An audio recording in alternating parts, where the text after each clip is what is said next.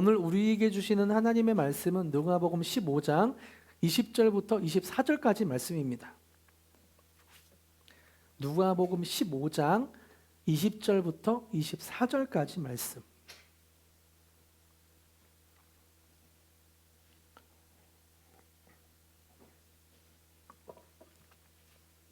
조금 길지만 한 목소리로 읽겠습니다. 함께 읽겠습니다. 이에 일어나서 아버지께로 돌아가니라.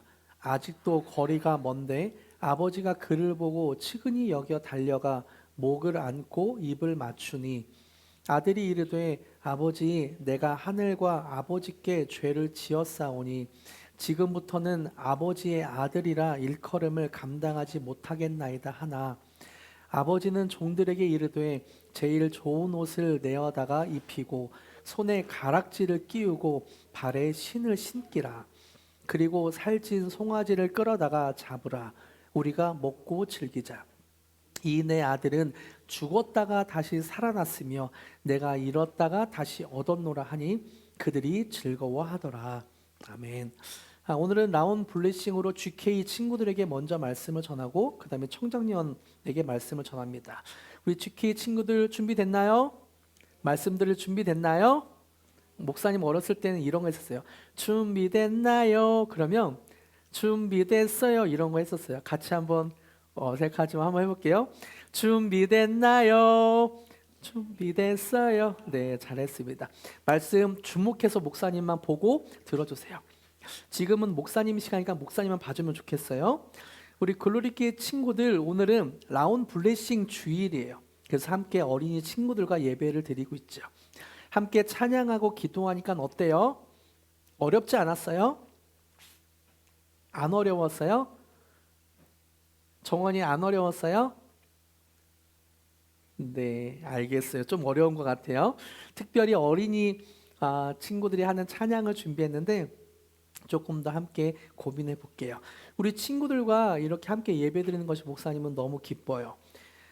그런데 오늘 우리가 함께 읽은 본문 말씀을 좀 설명을 드리고 싶어요. 본문 말씀은 예수님께서 들려주신 이야기예요. 이야기. 성경에서 예수님이 이야기를 하실 때에는 늘 이유가 있었어요. 예수님이 왜 이야기를 하셨냐면 어떤 재밌는 이야기를 하시거나 아니면 무서운 이야기를 해서 사람들을 막 모으려고 하는 것이 아니었어요.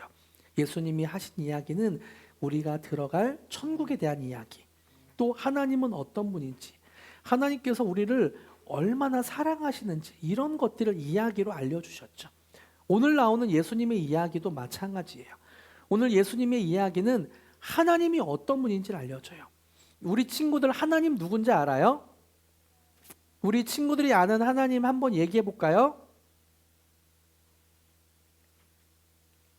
예솔이 하나님 어떤 분이에요? 우리를 사랑하시는 분 맞아요. 오늘 예수님이 들려주는 이야기를 통해 하나님이 어떤 분인지 한번 좀 살펴보고 싶어요. 이야기를 먼저 좀 이야기할게요. 옛날 어떤 마을에 아주 큰 부자인 아버지와 두 아들이 살았대요. 그 집에는 부족한 것이 없어요. 먹을 것도 많고 장난감도 많고 방도 많았어요. 그런데 어느 날 둘째 아들이 아빠한테 간 거예요. 그리고 이렇게 말했어요. 아빠가 나중에 죽으면 나한테 줄 돈 있죠? 지금 주세요. 아빠 없이 살아도 난 괜찮아요. 돈만 있으면 돼. 돈 주세요. 제 마음대로 살고 싶어요. 친구들 이런 얘기를 아빠한테 하면 아빠가 어떨 것 같아요? 아빠가 죽으면 나한테 줄 돈 지금 주세요. 이러면 아빠 마음이 어떨까요? 아빠는 마음이 슬플 거예요. 왜냐하면 그 아들이 하는 이야기는 이런 것 같았어요. 아빠 내 인생에는 아빠 필요 없어요. 아빠 없어도 난 돈만 있으면 괜찮아요. 아빠 없이 나는 저 멀리에 가서 재밌게 살 거예요. 아빠는 너무 슬펐어요. 하지만 아들에게 재산을 나눠 주었어요. 둘째 아들은 돈을 받고 너무 신났어요. 와, 이 돈을 어떻게 쓸까? 내가 사고 싶었던 장난감 다 사야지. 내가 먹고 싶었던 거 엄마가 먹지 말라는 마시멜로하고 초코파이하고 내 과자하고 내가 다 먹어야지. 맨날 치킨 시켜 먹어야지. 와, 내 세상이다. 그렇게 생각을 했어요. 처음에는 막 신나고 재미있어 보였어요. 마음대로 장난감도 사고 매일매일 치킨도 시켜 먹고 먹고 싶은 거 다 먹고 친구들에게 돈을 막 나눠주면서 살았어요. 그런데 시간이 지나면서 돈이 점점 떨어지는 거예요. 돈을 너무 많이 써서 이제 아들은 거지가 되었어요. 돈이 바닥나고 땅에는 가뭄이 나서 다른 사람들에게 그렇게 먹을 것을 구걸해서 먹는 아들이 되었어요. 그러다가 잘 곳도 없고 그래서 돼지우리에 들어간 거예요. 돼지우리가 깨끗할까 더러울까요? 돼지 키우는 데가 더러울까요? 깨끗할까요? 더럽죠. 그곳에서 자고 돼지가 먹는 음식을 먹으면서 그 둘째 아들은 살았어요. 이때 아들은 가만히 생각했어요. 아빠 집에서 일하는 종들, 노예들도 배불리 먹는데 나는 왜 여기서 뭐 하고 있는 거지? 집으로 돌아가자. 그런데 아빠한테 너무 잘못했어. 그러니까 아빠 나 돌아왔어요 라고 말할 수 없어. 그러니까 아빠 나 노예로 써주세요. 나 그냥 노예로 아빠가 주는 밥만 먹고 살게요. 이렇게 하자. 그렇게 생각하고 아들은 더러운 옷을 입은 채로 고개를 푹 숙이고 한 걸음 한 걸음 집으로 돌아가기 시작했어요. 그 아들의 마음이 어땠을까? 아들이 기뻤을까요? 와, 이제 아빠 만난다. 집에 가면 맛있는 밥이 있어. 기뻤을까요? 아니면 내가 너무 큰 잘못을 했기 때문에 아빠한테 혼나면 어떡하지? 아빠가 너 필요 없어. 나가! 라고 말하면 어떡하지? 그런 두려움과 무서운 마음이 있었을까요? 아마 둘째 아들은 두 번째 무서운 마음이 있었을 거예요. 내가 집에 가다가 아빠가 나를 때리면 어떡하지? 아빠가 나를 내쫓으면 어떡하지? 무서운 마음으로 집을 향해 한 걸음 한 걸음 걸어갔어요. 저기 멀리 집이 보여요. 근데 그때 누가 막 나를 향해 달려와요. 그게 누굴까요? 아빠였어요. 아빠는 달려오자마자 아들을 꽉 끌어안았어요. 그리고 뽀뽀해 줬어요. 아들의 모습은 옷이 더럽고 얼굴도 씻지 못해서 굉장히 더러운데 또 돼지 똥도 먹고 돼지 오줌도 묻어서 너무 더러운데 아빠는 꽉 끌어안고 뽀뽀해 줬어요. 그리고 너는 이제 내 아들이야 라고 말했어요. 이렇게 아빠가 한 이유가 왜 그랬을까요? 아빠는 아들을 더러운 모습에도 불구하고 왜 안아줬을까요? 아들을 사랑해서. 아빠는 아들에게 너 잘못했지? 너 이제 실수했으니까 너 잘못했으니까 일로 와 나한테 무릎 꿇고 빌어 라고 말씀하지 않았어요. 그저 달려가서 꽉 안아주고 그저 달려가서 그 아들에게 뽀뽀해 주었어요. 더러운 아들이 신경 쓰이지 않았어요. 아빠 눈에는 아들이 더럽구나 이게 신경 쓰이지 않고 저 아들이 살아 돌아왔구나. 저 아들이 돌아왔구나. 이것만 보였어요. 아빠가 먼저 달려간 거예요. 그리고 아빠가 먼저 안아주었어요. 이게 중요해요. 아들은 먼저 깨끗해져서 돌아온 것이 아니었고 성공한 모습으로 멋진 모습으로 돌아온 것이 아니었고 그냥 엉망인 모습 그대로 돌아왔어요. 근데 아빠는 그런 아들을 그대로 그냥 안아주셨어요. 아버지는 아들의 거지 같은 모습을 보신 게 아니라 거지 같은 사람을 보신 게 아니라 잃어버렸다가 다시 나타난 아들을 아빠는 본 거죠. 그래서 아빠는 아들을 꼭 끌어안고 뽀뽀해주고 그리고 그 아들을 따뜻하게 품어줬어요. 그래서 아들은 이야기했어요. 아까 생각했던 대로 아빠 나 아빠 노예 될게요. 아빠 노예 될게요. 그냥 배불리 먹여만 주세요. 저는 너무 잘못해서 아빠 아들이라고 말할 수도 없어요. 그때 아빠는 말해요. 종들에게 소리쳐요. 크게 소리쳐요. 여봐라. 여기에서 제일 좋은 옷을 가져와라. 좋은 신발을 가져와라.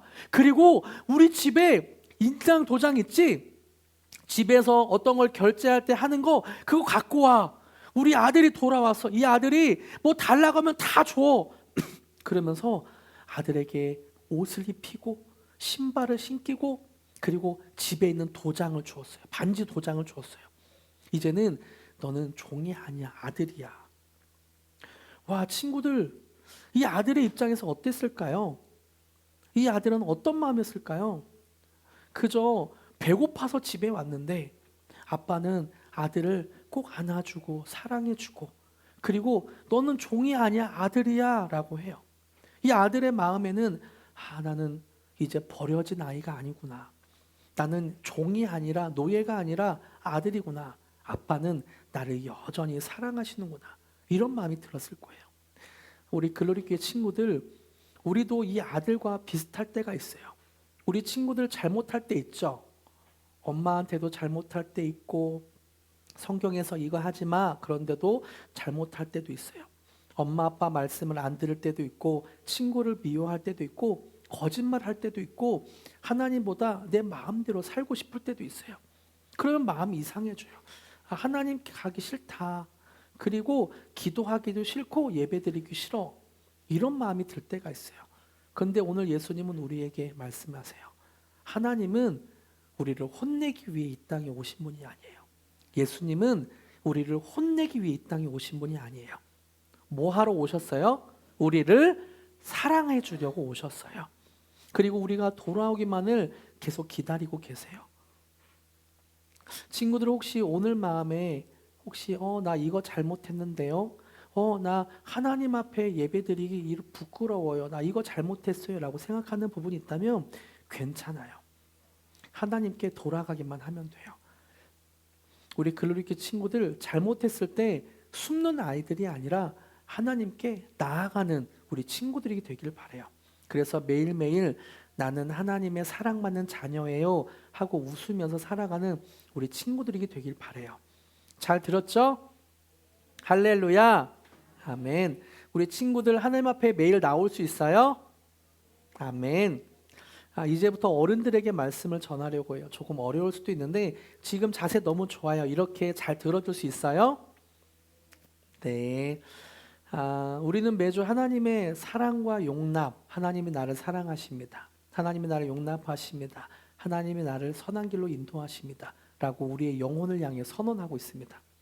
이렇게 반복해서 선언하는 이유는 이 고백이 바로 복음의 핵심 메시지를 담고 있기 때문입니다.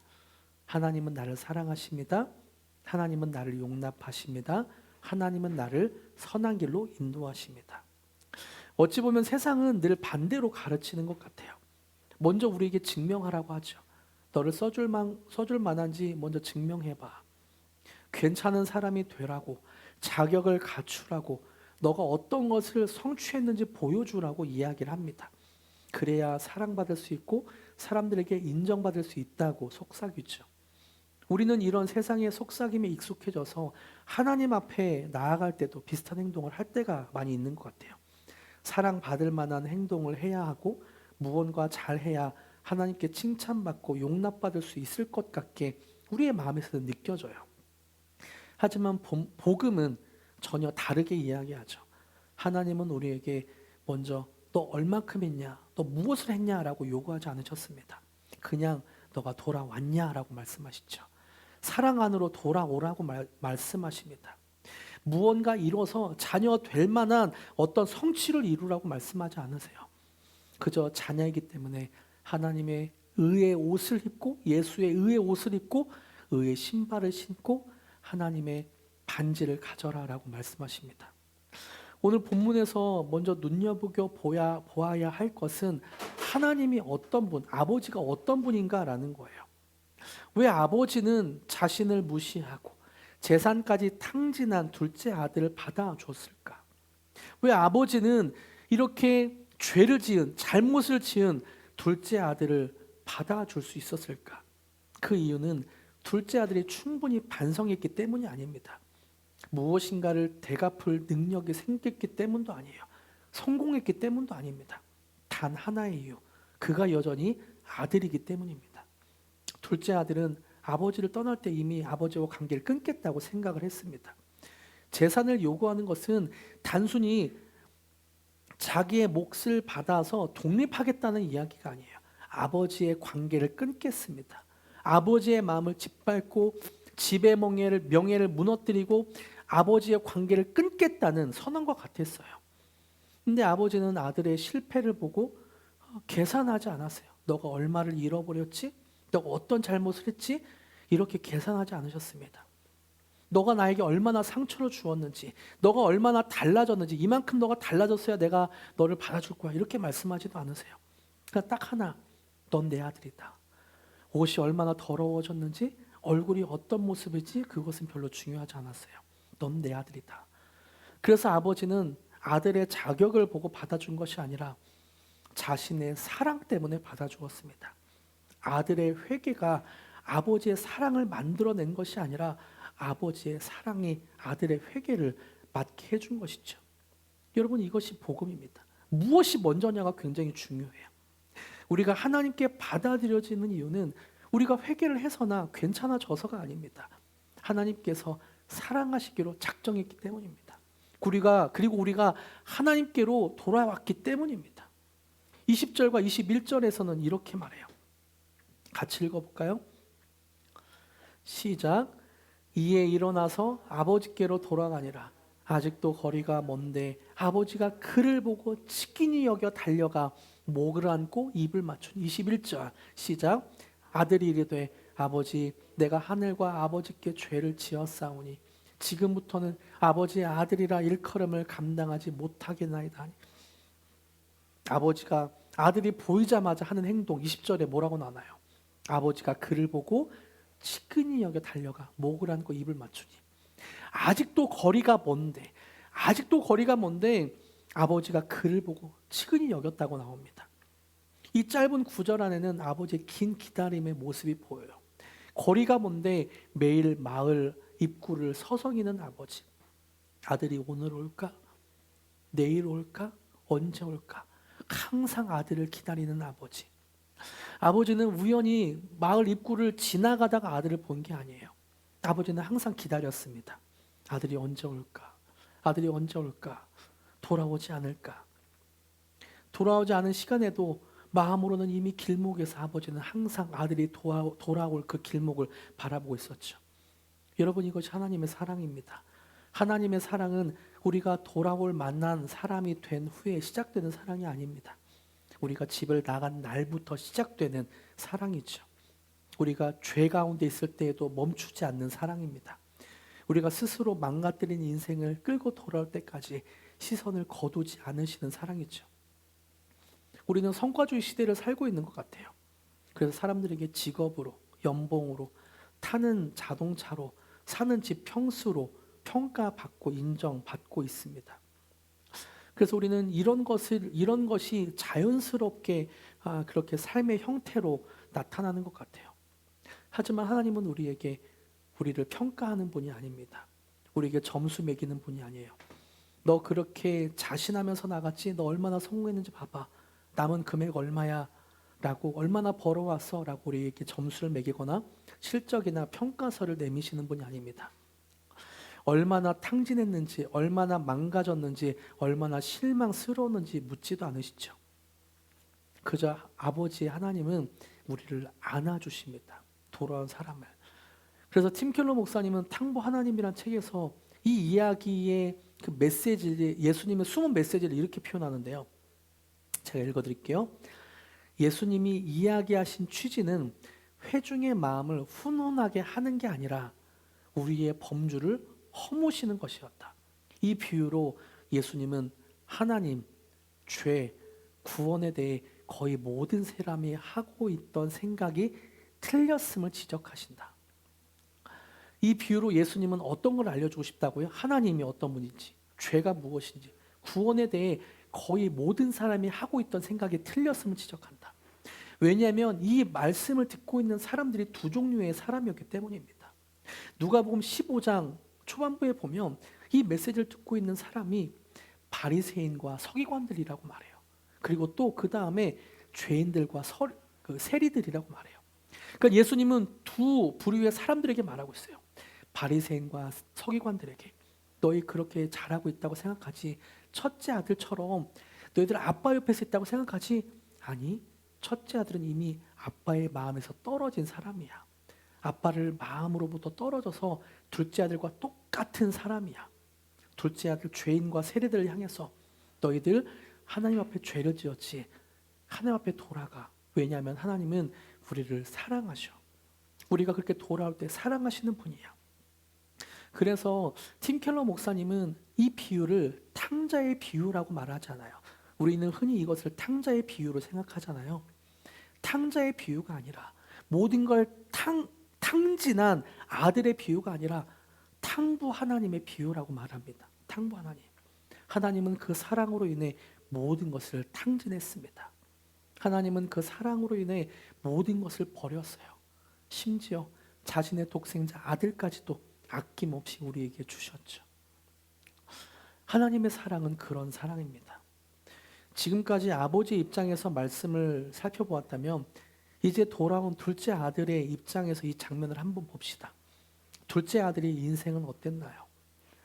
아버지의 아들로 살아갔지만 겉으로는 자유만 생각했습니다. 어떻게 하면 아버지를 떠나 자유롭게 살 수 있을까?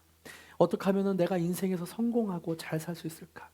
그래서 아버지에게 패역하게 나아가 이야기하는 거죠. 아버지, 유산을 주세요. 아버지가 죽으면 받을 유산을 주세요. 아버지와 관계가 끊어질지언정 나는 돈이 중요합니다.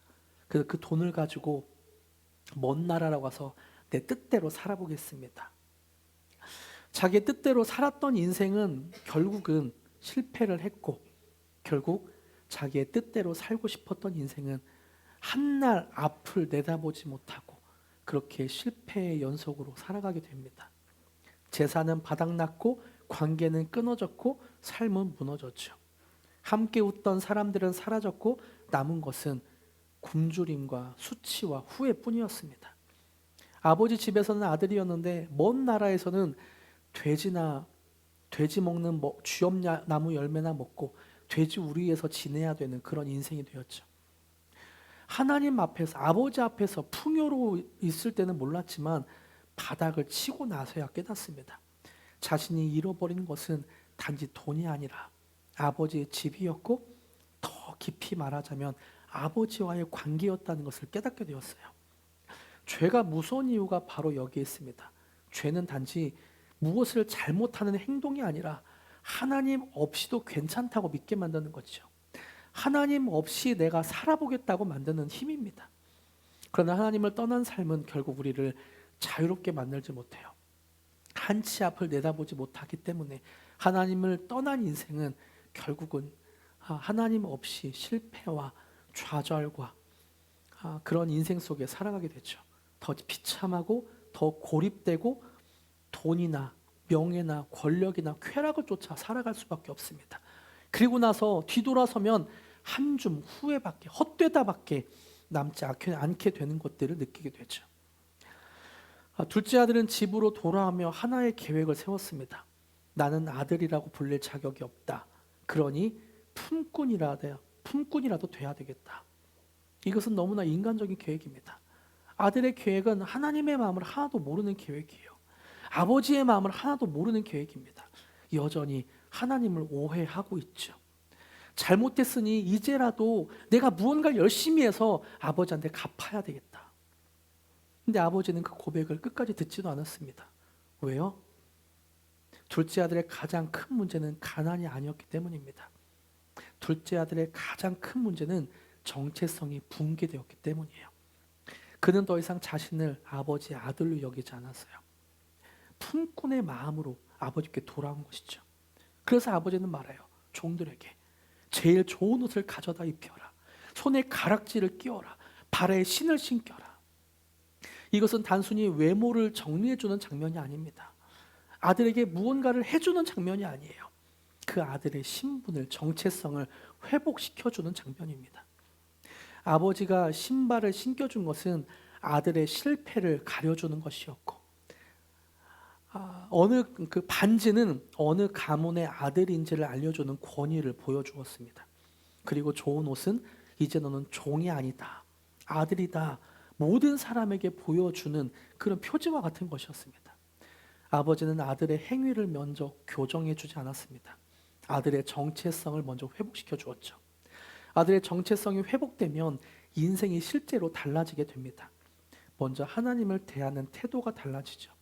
전에는 혼날까 두려워 숨었지만, 혼날까 두려워서 하나님 앞에 잘 보이기 위해 이렇게 행동했지만, 이제는 넘어져도 다시 아버지께 나아갑니다. 왜냐하면 아버지가 누군지 알기 때문이에요. 기도가 하나님 앞에 내가 이거 잘했어요, 하나님 나 이거 해주세요, 이런 어떤 정보 전달이나 보고가 아니라 하나님과 더 깊이 사랑을 나누고 하나님과 더 친밀해지는 어떤 그런 시간으로 정의가 바뀌게 되는 거죠. 또한 순종의 동기도 달라지게 됩니다. 전에는 버림받지 않기 위해 애를 썼다면 이제는 이미 내가 사랑받았다는 것을 알고 있기 때문에 순종합니다. 하나님의 사랑에 겨워서, 하나님의 사랑이 커서 순종하게 되죠. 억지로 하는 봉사가 아니라 감사해서 흘러 넘치는 섬김이 되고, 무거운 의무가 아니라 하나님의 사랑에 대한 응답으로 그렇게 봉사하고 헌신하게 된다는 거예요. 삶의 시선도 달라지게 됩니다. 전에는 실패나 실수가 두려워서 내가 옴짝달싹 못하면서 어떻게 성공할까, 어떻게 성취를 이룰까 그렇게 생각을 했다면 이제 인생에 대한 태도도 달라지게 됩니다. 하나님이 내 아버지가 되신다, 하나님이 내 아버지가 되신다라는 그 정체성으로 우리의 삶은 흔들리지 않게 돼요. 사람들이 우리를 어떻게 평가하는지에 대해서도 흔들리지 않게 됩니다. 사람들이 우리를 욕해도 열등감 때문에 어려워하지도 않고, 사람들이 우리를 칭찬해도 우월감으로 그렇게 빠지지도 않게 돼요. 관계도 달라지게 되죠.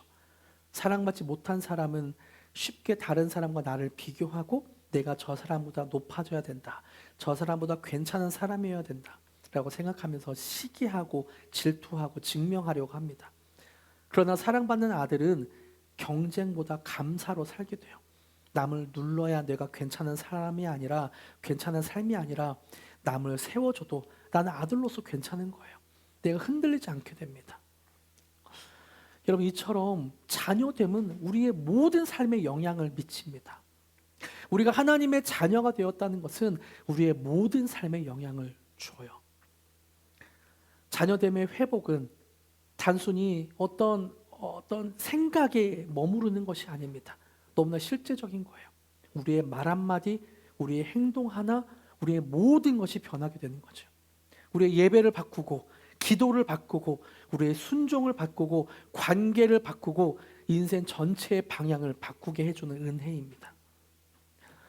여러분, 말씀을 맺겠습니다. 교회는 단순히 사람들이 모이는 곳이 아니라 한 성령 안에 거하는 영적인 공동체입니다. 그래서 우리를 글로리 공동체라고 표현을 하죠. 우리는 각자 처한 환경도 다르고 겪고 있는 상황도 제각각입니다. 하지만 놀랍게도 우리 안에 계신 성령님이 우리에게 훈련하고 우리에게 가르쳐 주는 것들은 비슷비슷하게 그렇게 비슷비슷할 때가 많아요. 저는 요즘 개인적으로 쉬지 않고 제 영혼을 향해 선언하고 있는 것이 있습니다. 예배 시간에도 계속 하는 건데요. 하나님은 나를 사랑하십니다. 하나님은 나를 용납하십니다. 하나님은 나를 선한 길로 인도하십니다. 내가 불평이 나올 때마다 내가 왜 이 일이 이렇게 생겼을까라는 생각이 될 때마다 제 영혼을 향해 선언해요. 하나님은 나를 선한 길로 인도하십니다. 다른 사람과 내가 비교가 되고, 그래서 나는 왜 이 정도밖에 안 되지? 라는 생각이 들 때마다 선언해요. 하나님은 나를 용납하십니다. 그리고 내가 무언가를 증명하고 싶어 할 때, 내가 다른 사람에게 무언가를 인정받고 증명하고 싶어 할 때 계속해서 나는 뇌내입니다. 하나님은 나를 사랑하십니다. 하나님은 나를 용납하십니다. 놀랍게도 이것은 제 개인의 어떤 인생에 드러나는 일인 것 같진 않아요. 어쩌면 우리가 각각의 상황은 다르지만 이 고백이 필요한 시점들이 많이 있을 것 같아요. 우리가 한 성령 안에서 한 몸으로서 인생을 살다 보면 우리를 비슷비슷하게 우리에게 그렇게 훈련시켜 가는 것 같습니다. 여러분에게 지금 필요한 메시지는 무엇입니까? 하나님은 나를 사랑하십니다. 하나님이 나를 용납하십니다. 하나님이 나를 선한 길로 인도하십니다.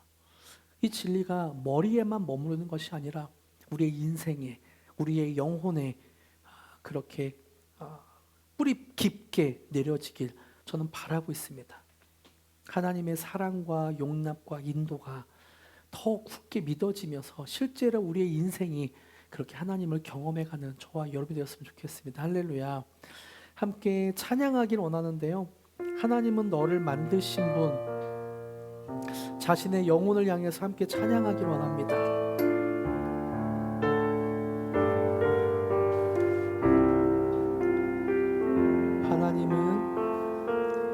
하나님은 너를 만드신 분, 너를 가장 많이 알고 계시며, 하나님은 너를 만드신 분, 너를 가장 깊이 이해한, 하나님은 너를 지키시는 분, 하나님은 너를 지키시는 분, 너를 절대 포기하지 않으며, 하나님은 너를 지키시는 분, 너를 쉬지 않고 지켜보신단다. 그의 생각 셀 수 없고, 그의 답이 무궁하며, 그의 성실 날마다 새롭고, 그의 사랑 끝이. 다시 한번 하나님은 너를 만드신 분 고백하기를 원합니다. 하나님은 너를 만드신 분, 너를 가장 많이 알고 계시. 하나님은 너를 만드신 분, 너를 가장 깊이 이해하시. 하나님은 너를 지키시는 분, 하나님은 너를 지키시는 분, 너를 절대 포기하지 않. 하나님은 너를 지키시는 분, 너를 쉬지 않고 지켜보.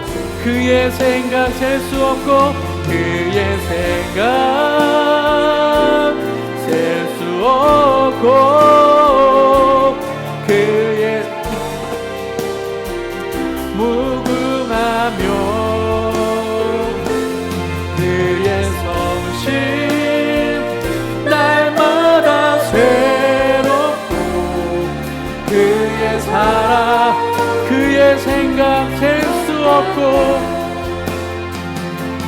그의 생각 셀 수 없고, 그의 답이 무궁하며,